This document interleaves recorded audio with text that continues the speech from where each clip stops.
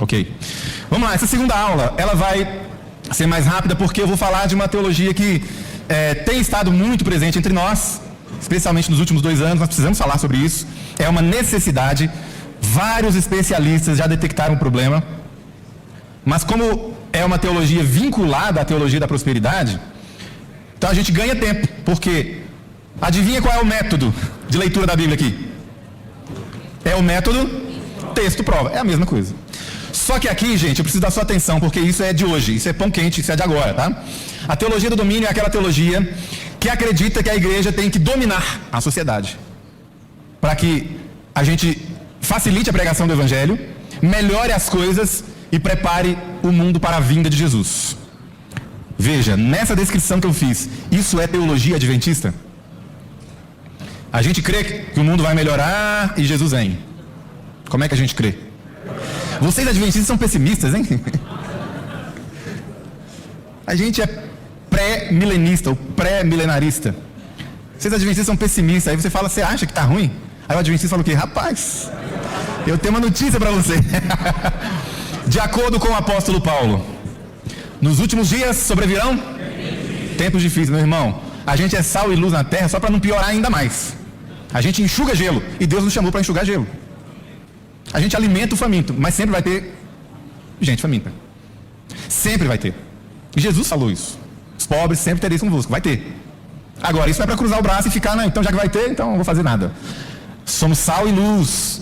A gente meio que faz igual os anjos, né? A gente segura os 4 ventos para a coisa não piorar, não degringolar. Então, a teologia do domínio, breve histórico, ela começa há muito tempo. Muita gente nos Estados Unidos achou que os Estados Unidos era o novo Israel. Destino Manifesto é o nome da doutrina. Se você quiser anotar para entender mais depois, Destino Manifesto. É aquela ideia de que os Estados Unidos foi chamado por Deus para evangelizar as nações, os pagãos, etc. É o novo Israel. Sabe que os nossos pioneiros bateram forte nisso, contra isso. Olha aqui para mim. Em 1864, você encontra na Review and Herald um artigo. O autor é anônimo, mas o editor foi o Tiago White, onde ele bate fortemente nessa ideia de nação cristã. Olha para mim, irmão, isso é importante. O texto desse artigo diz: não existe nenhuma nação cristã no mundo. Nenhuma. E os adventistas começaram como movimento profético denunciando a apostasia das assim chamadas nações cristãs. E você sabe disso. Lembram-se do Apocalipse? Babilônia deu de beber do seu vinho, do vinho da sua prostituição, a quantas nações? Todas. Isso está na Bíblia, meu irmão. Mas pastor, feliz é a nação cujo Deus é o Senhor. Sim, sabe qual é a nação cujo Deus é o Senhor hoje? Tem um nome, chama-se Igreja. Somos raça eleita, sacerdócio real, nação santa, povo de propriedade exclusiva de Deus. E com uma missão, nós somos chamados a fim de proclamarmos as virtudes daquele que nos chamou das trevas para a sua maravilhosa luz. Essa é a nação santa. Isso aqui é a nação santa. Aí alguém fala, mas eu sou peruano, eu sou argentino, não importa, você é nação santa. Eu sou mineiro, nação santa. Gaúcho, nação santa. Nação santa, hoje, é a igreja. Mas pastor, não seria bom termos em cargos de liderança, de poder, uma pessoa cristã, fiel? Vou falar um nome só para encurtar uns 10 minutos dessa palestra. Um nome só. Constantino. E vocês já entenderam o que eu quero dizer. Certo? Vocês estudam profecias, história da igreja, século IV, Constantino, igreja, Estado, igreja no poder, pior período da história da humanidade. A gente estuda Apocalipse, né? Qual foi o período que a mulher teve que fugir para o deserto? 1260 dias. Qual foi o período, irmão? Qual é o período? Tiatira. Qual é o período? Quem estava no poder? Não fale alto, mas você sabe. Cristãos. Sim ou não? Sim. Teologia do domínio não tem nada a ver com teologia adventista. Então, eu resumi aqui a história. Aí vem uma coisa chamada teonomia, e depois vem uma coisa chamada restauracionismo, que é um outro movimento, não é um movimento restauracionista lá do... que até os adventistas fizeram um pouco parte disso.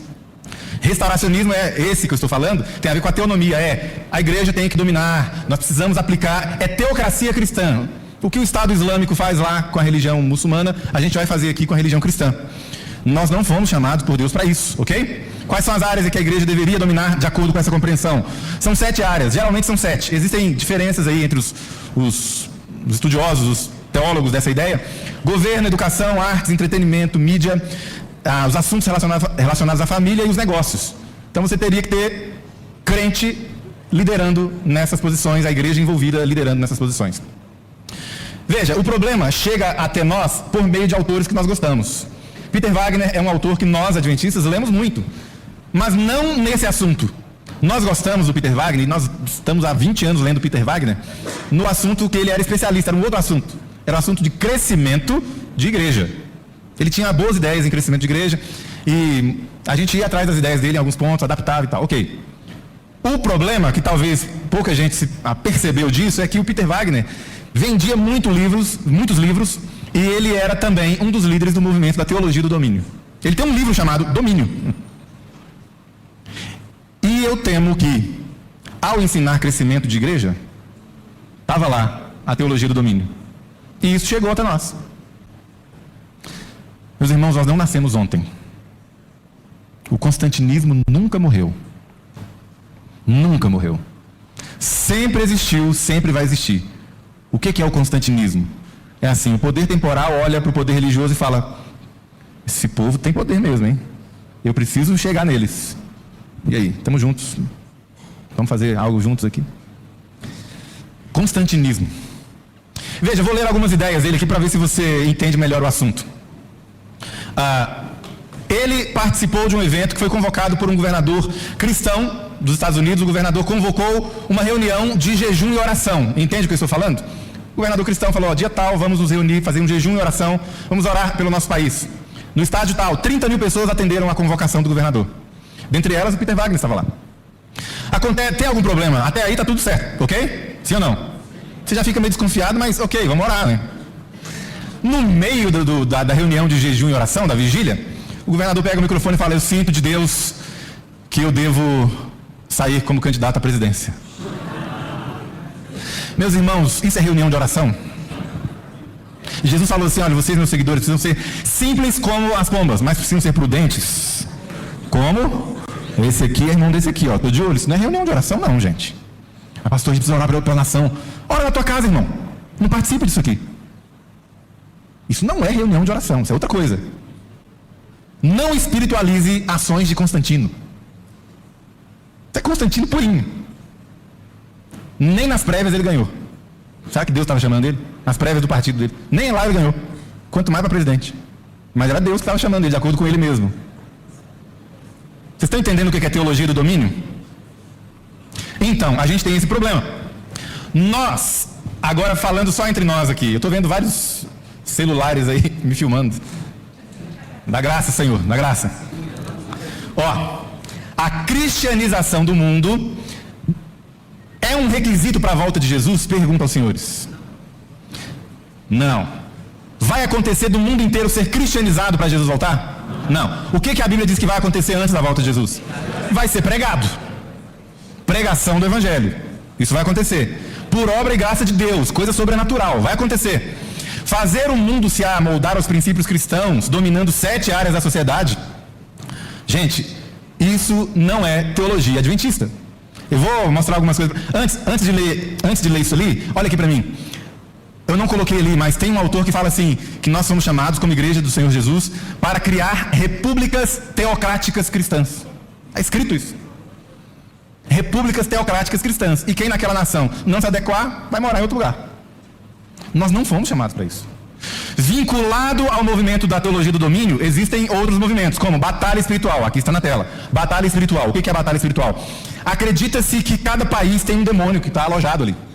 Acredita-se que tem demônio para cada cidade. E em cada cidade tem um subdemônio para cada região, bairro. É uma organização do inferno.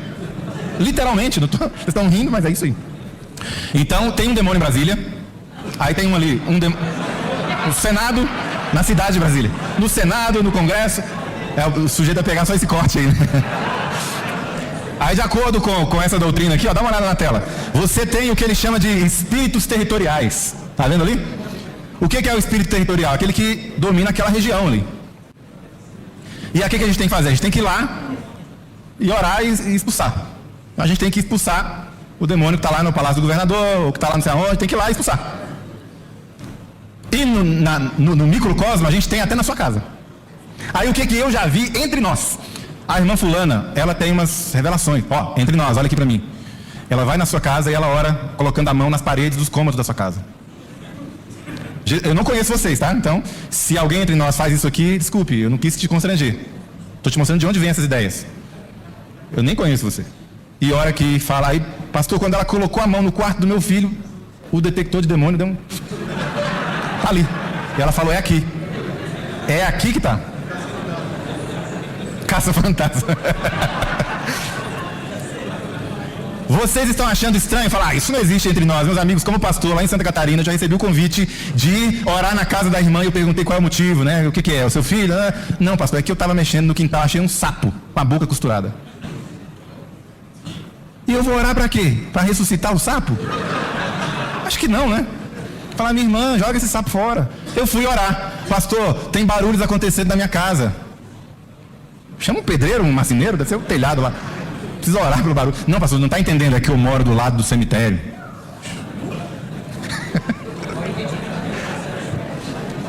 Tem gente que muda a rota. Eu não vou passar por essa rua, por quê? Porque ali tem um terreiro. Eu não passo por essa rua aqui, eu não gosto. Meu amigo, Números, lá no Antigo Testamento já garante para você que sobre o acampamento dos filhos de Israel, nas tendas dos filhos do povo de Deus, não vale encantamento. Isso é meniníssimo, irmão. Amadureça. Mas de onde vêm essas ideias? Olha lá embaixo. Poderes sobrenaturais exercem domínio sobre esferas geopolíticas. Eu sei que Satanás, o mundo jaz o maligno, como diz o Novo Testamento. O mundo jaz o maligno. Meu amigo, mas nós somos cidadãos, olha lá, ó, de um reino que tem um rei todo poderoso. Não é o grande conflito, meus irmãos, não é de igual para igual. Não é Jesus suado, encostado ali nas cordas. Uau, o que vou fazer com esse inimigo poderoso, hein? Não é assim. Sabe como é que o Novo Testamento descreve? Em breve, o Deus de paz esmagará a Satanás debaixo dos vossos pés. Amém. É isso. Que tipo de ser você esmaga com o pé? Fala pra mim. Esmaga? Rapaz, esmagar uma serpente com o pé é só o corajoso. Geralmente eu esmago uma coisa menor do que uma serpente. Menor, ó. Essa é a imagem que a Bíblia usa para descrever o nosso inimigo. Eu não estou dizendo que você pode brincar com ele, não. É que diante do poder de Deus, ele é isso aí. Milênio, vamos prender Satanás. Qual é a imagem que o Apocalipse usa para a prisão de Satanás? Então veio uma multidão de anjos para prender Satanás. É assim que está escrito lá? Um anjo e acorrenta Satanás por 1000 anos, igual o Totozinho. Bota na coleira aí. Então por que tem gente entre nós com medo de assombração? Porque essas pessoas estão recebendo uma matriz religiosa que vem desse tipo de coisa. Isso não é a nossa crença, meus irmãos. Para frente. Olha de onde vem a base para isso aí. Existem outras crenças relacionadas à teologia do domínio que não são necessariamente teologia do domínio, mas são parecidas. Tem uma chamada a teologia dos... Na verdade tem uma teologia, né? É um plano de ação, os 7 montes. Alguém já ouviu falar disso? Sete montes. É um plano de ação. Eles até dizem que não tem nada a ver com a teologia do domínio, mas eu trouxe aqui um exemplo de texto prova. O que é o texto prova? Isaías 2:2. Nos últimos dias acontecerá que o monte da casa do Senhor, então você tem o monte da casa do Senhor, será estabelecido no cimo dos montes. Então você tem outros montes. E o monte da casa do Senhor. E se elevará sobre os outeiros. E para ele afluirão todos os povos. Interpretação. Olha para mim. Esse monte e os outros montes. Os outros montes são essas áreas. Governo, negócios, né? E o monte maior de todos é a religião. O cristianismo. A igreja. Gente, esse texto está falando isso. Me ajude a entender. Para você concluir e tirar daí uma teologia de que a igreja tem que dominar a sociedade, você tem que distorcer esse texto, sim ou não? Ele não está falando isso. Texto prova. Domínio tem a ver com autoridade e subjugação, e se relaciona com a sociedade. Domínio significa ser cabeça e não cauda. De onde ele tirou essa frase? Antigo Testamento, Israel, vocês vão ser cabeça e não... Aí você vai ver Deuteronômio, ser cabeça e não cauda, na obediência a Deus, na fidelidade a Deus. O povo de Israel seria um exemplo de como ser fiel e servir ao Deus verdadeiro entre as nações, não é dominar. Mas você já viu gente usando esse texto aí para falar que a gente tem que dominar. Distorção do texto. Texto prova. E ele fala, domínio significa governar como reis. Apocalipse 1:6 fala que ele nos fez reis e sacerdotes. Portanto, somos reis para dominar. Olha aqui, gente. De novo, somos nação santa. Sacerdócio real. Somos raça eleita, sacerdócio real, nação santa, povo de propriedade exclusiva de Deus. Ok, vamos lá. Significa que agora a gente tem que atingir os lugares de poder da sociedade e impor de cima para baixo o reino de Deus? É isso? Vocês se lembram de Daniel 2, meus amigos? Como é que vem a pedra, hein? Ela foi cortada sem auxílio de mão humana. Teologia do domínio é o contrário disso. A pedra só vem se tiver muitas mãos humanas ajudando. É uma negação da nossa escatologia. A teologia do domínio é o que a gente chama de pós-milenismo. Ou seja, primeiro vem o milênio de paz e depois Jesus vem. Isso já tinha caído da moda. Isso era febre na época do século XIX, quando o movimento adventista surgiu. Nós éramos a contramão, porque a maioria pensava assim. Veio 2 guerras mundiais. O ser humano se desiludiu. O pós-milenismo saiu um pouco da moda. E agora parece que o pessoal quer voltar. Meus amigos, essa não é a nossa escatologia. Nós acreditamos num reino. O reino da graça, que já se faz presente, mas ele vive em tensão, porque ele ainda não foi consumado. O reino da glória. Os irmãos entenderam ou não? O que é o reino de Deus? Não é a igreja dominando a sociedade. O reino de Deus é esse reino que Jesus falou que não é desse mundo.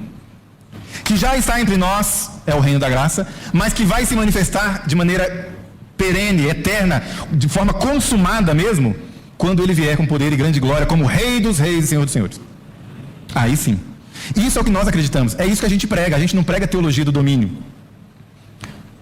Como é que a teologia do domínio pode ser combatida? Então, eu vou para o final agora. Eu fiz bastante apelo aí no meio, né? Achei que ia ter mais tempo de sobra. Eu quero que você preste atenção nessa ilustração que eu vou usar. A igreja subverteu o Império Romano. A igreja venceu o paganismo romano. Como? Essa é a declaração do imperador Juliano o Apóstata. Quem foi Juliano o Apóstata? Foi um imperador que queria reavivar a religião pagã no império. O cristianismo tinha se alastrado, o cristianismo tinha se tornado uma religião praticada por muita gente, e o paganismo estava decaindo, e o imperador, esse Juliano, falou assim, não, eu não vou ser cristão, eu quero reavivar o paganismo aqui. E ele escreveu isso, olha a reclamação dele. O ateísmo, ou seja, os cristãos, ele chamava de ateus porque os cristãos não acreditavam nos vários deuses, então são ateus, para eles nós somos ateus. O ateísmo foi especialmente promovido por meio do serviço amoroso, prestado aos estranhos e do cuidado com o sepultamento dos mortos. É um escândalo o fato de não haver um único judeu mendigando. Olha só a ideia do imperador sobre a igreja. É um escândalo o fato de não haver um único judeu mendigando e de os galileus ateus, os cristãos, cuidarem não apenas dos próprios pobres deles, mas também dos nossos. Ele estava achando ruim. Mas como é que a gente disputa com esse povo? É a religião deles. Eles cuidam dos pobres deles e dos da gente também. Entre eles não tem ninguém mendigando. Meus amigos, isso é dominar? A igreja não foi chamada para dominar. A igreja foi chamada para servir. Diaconia. Diaconia, diaconato, no Novo Testamento, não é o papel só dos diáconos. Diaconia, diaconato, é um papel de toda a igreja. Todos nós somos chamados para servir. Para sermos testemunhas. A palavra testemunha em grego é mártir. E os cristãos eram testemunhas tão fiéis que eles começaram a morrer por isso, ao ponto de no século II a palavra mártir começar a ter um outro sentido, que é o sentido que tem hoje, que é o mártir. É alguém que morre por uma causa que ele acredita. Naquela época, quem deu esse sentido a essa palavra foram os cristãos, porque eles preferiam morrer do que abrir mão daquilo que eles acreditavam. É assim que a igreja superou, que a igreja se tornou a religião vitoriosa. Não foi com Constantino, foi assim. Tanto é que com Constantino continuaram as perseguições. E sempre teve a igreja subterrânea, a igreja que se reunia nas catacumbas, a igreja que se reunia nas florestas, nas cavernas. Você pode ler o Grande Conflito, você vai ver, a igreja sempre teve problema com esse negócio de poder. E aí eu preciso ir para o final aqui. Para a gente... Olha aqui para mim, meu amigo, eu vou fazer um apelo breve e você vai entender o problema. A teologia do domínio e a teologia da prosperidade, que são... E a batalha espiritual, que são coisas interdisciplinares, elas se misturam. Elas podem nos empurrar à autoconfiança e à arrogância como igreja. Sendo que a Bíblia a todo momento nos coloca de joelhos, porque ela nos mostra quem nós somos, e o primeiro fruto do autoconhecimento é a humildade. Isso explica o desenvolvimento da consciência do apóstolo Paulo. É interessante, Paulo no começo, um dos primeiros livros que ele escreveu, Gálatas 1, ele fala, Paulo, o apóstolo. Daqui a pouco ele escreve aos Coríntios, 1 Coríntios 15, 9, ele fala, eu sou o menor dos apóstolos. Olha, interessante, né? Daqui a pouco ele escreve aos Efésios 3:8, ele fala: eu sou o menor dentre todos os santos. Sou o menor da igreja. E lá em 1 Timóteo 1,15, final da vida, ele fala para Timóteo: eu sou o pior dos pecadores. Quanto mais ele andava com Jesus, mais humilde ele ficava. Sem arrogância, sem sentimento de superioridade. Eu quero mandar, eu quero dominar. É assim com a igreja. Quanto mais a gente recebe o Espírito Santo de Deus, mais a gente desce e se mistura ao povo, serve as pessoas, de casa em casa, e conta com a simpatia de todos. O nacionalismo cristão, que é fruto dessas ideias, nacionalismo cristão, é aquela ideia de por Deus e pela pátria, a ideia de feliz é a nação cujo Deus é o Senhor. Agora você sabe que nem todo mundo que usa essas frases está falando só de religião. Você já sabe disso. Meus amigos, a nação cujo Deus é o Senhor, repito, é a igreja. Vivemos numa nova aliança. Estude Jeremias 31, compare com Hebreus 8, Hebreus 10 também. Lá em Apocalipse 18 diz que todas as nações beberam do vinho da prostituição de Babilônia, todas elas. Nós, desde o nosso começo, nunca cremos que haveria uma nação cristã. O adventismo denuncia isso desde o começo. C.S. Lewis, falando sobre o nacionalismo cristão, ele diz: um homem pode ter que morrer pelo país dele. Ok, isso pode acontecer. Mas ninguém deve, em qualquer sentido exclusivo, dar a sua vida, se entregar para o seu país. A minha vida não pertence ao Brasil. Eu amo esse país. Eu amo esse país. Olha aqui para mim. Eu amo esse país. Fui criado nadando em rio no interior do Pará. Rio Uraim. Pode jogar no mapa que você vai encontrar lá. A gente nadava lá. Eu amo esse país. Eu oro para que Deus abençoe esse país. Mas a minha vida não é do Brasil. A minha vida é de Jesus. Amém. E é assim que eu serei uma bênção para o meu país. Se eu abandonar essa ordem, essa hierarquia, eu serei uma maldição para o meu país. O apóstolo Paulo tinha orgulho de ser judeu, irmão. Ele tinha orgulho da origem étnica dele. Hebreu de hebreus, da tribo de Benjamim, circuncidado ao 8º dia. Ele falava isso com alegria. Mas diante do conhecimento de Cristo, ele diz: eu considerei tudo isso como perda. Nada disso me importa. Eu quero é Jesus. Eu sou um cidadão do reino dos céus. Os irmãos e irmãs são inteligentes, já entenderam do que eu estou falando, né? Nós estamos adoecidos por política. A ponto de, nesse momento, alguns estarem ouvindo e tentando aí adivinhar em quem eu votei. Esse papinho aí eu já conheço. Votei em ninguém, irmãos. O último voto que eu dei foi em 2002. Por vários motivos que não convém. Não sou exemplo para ninguém também. Nesse aspecto, vote em quem você quiser. Mas a gente precisa parar de olhar o mundo com as lentes das ideologias políticas. Nós somos o povo do advento. A nossa lealdade exclusiva é ao reino de Deus. Eu não sou de César, eu sou de Deus. Eu não vou dar a César o que é de Deus. Eu não sou de Roma também, nem de César, o imperador, e nem de Roma, a nação do imperador. Eu sou de Deus. A resistência cristã está no ato de não se curvar nem a César, nem a Roma, quando requerem a desobediência e a deslealdade ao nosso Senhor. Os cristãos não foram perseguidos e mortos por razões mesquinhas. Terminando, os governos terrenos não são cristãos, não existe uma nação cristã na Terra hoje. Revista Adventista de 1901 tem um artigo sobre isso. 1901! Essas frases estão lá. Os adventistas combateram a teoria do destino manifesto, a crença de que o povo americano foi eleito por Deus para civilizar o mundo, e acrescentaram: nenhuma nação tem esse privilégio. Não temos nenhuma ligação com a teologia do domínio, nacionalismo cristão, teologia da prosperidade, batalha espiritual. Nós cremos no grande conflito. Essa batalha a gente crê. Cujo resultado final já está definido. É a vitória de Jesus Cristo e da igreja. Amém. A gente já nasceu com destino garantido. Esse é o destino manifesto. A igreja vai vencer. Vai vencer. Nasceu para vencer. Com você, sem você ou apesar de você, a igreja vai vencer. Amém. O cristão pode amar o seu país de forma saudável, mas existem distorções sérias. Sempre existiram.